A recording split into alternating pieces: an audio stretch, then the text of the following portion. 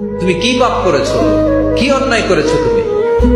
তুমি জানো না আমার রব কত মেহেরবান, তিনি কত দয়ালু, তিনি ভালোবাসার আধার, তিনি করুণার আধার।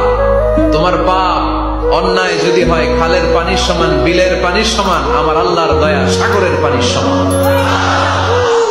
তোমার পাপ আর অন্যায় যদি হয় পাহাড়ের সমান, আমার আল্লাহর ভালোবাসা দয়া হচ্ছে আকাশের সমান। তুমি যদি তওবার মতো তওবা করতে পারো, ক্ষমার মতো ক্ষমা চাইতে পারো, চোখের পানি ছেড়ে, চোখের পানির বড় দাম, চোখের পানির মধ্যে বিশাল কারিশমা, এটা আল্লাহ খুব পছন্দ করে। 2 ফোঁটা পানি আল্লাহ পছন্দ করে। এক, জেহাদের ময়দানে শহীদের গা বেয়ে ঝরে পড়া রক্তের ফোঁটা।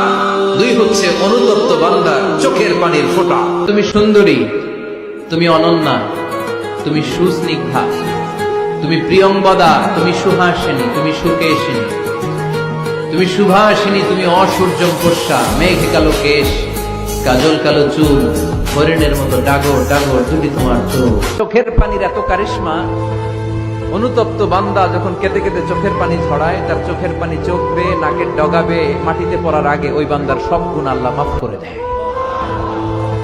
অনেকে বলে নবীদের মধ্যে ইউসুফ আলাইহিস সালাম বেশি সুন্দর ছিল, কিন্তু আমার নবীর চেয়ে বেশি সুন্দর।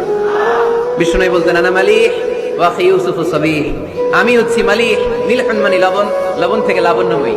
আমার নবী ছিল লাবণ্যময় সুন্দর, আর ইউসুফ আলাইহিস সালাম ছিলেন সাবিহ, ধবধবে সাদা সুন্দর। দেখতে ভালো লাগে কোনটা? এদিকে লাবণ্যময় সুন্দর, এদিকে সাদা সুন্দর, ভালো লাগে কোনটা? ইউসুফ আলাইহিস সালামের চেহারা দেখে মিশরের মেয়েরা এত সুন্দর নবী ইউসুফ আলাইহিস সালামকে দেখে লেবু কাটতে যে আঙ্গুল কেটে ফেলেছিল। কোরআনে এই কথা আছে না নাই? ওয়াকাত্তা'না আইদিয়াহুম, লেবু কাটতেছে, আর ওনারে দেখে লেবু কাটা শেষ, কিন্তু কাটা আর থামায় নাই, ওই এক টানে আঙ্গুল শেষ। এই কথা যখন আমাদের প্রিয় নবীর স্ত্রী আমাদের আম্মা জান আয়েশা রাদিয়াল্লাহু তাআলা আনহা শুনলেন, উনি বললেন, ও মিশরের নারীরা, তোমরা ইউসুফ নবীর চেহারা দেখে লেবু কাটতে যে আঙ্গুল কেটেছো, তোমরা যদি আমার স্বামী আমার নবী প্রিয় নবীর চেহারা দেখতা, তাহলে লেবু কাটতে যে আঙ্গুল নয়, কলিজাটা কেটে খান খান করে দিতা।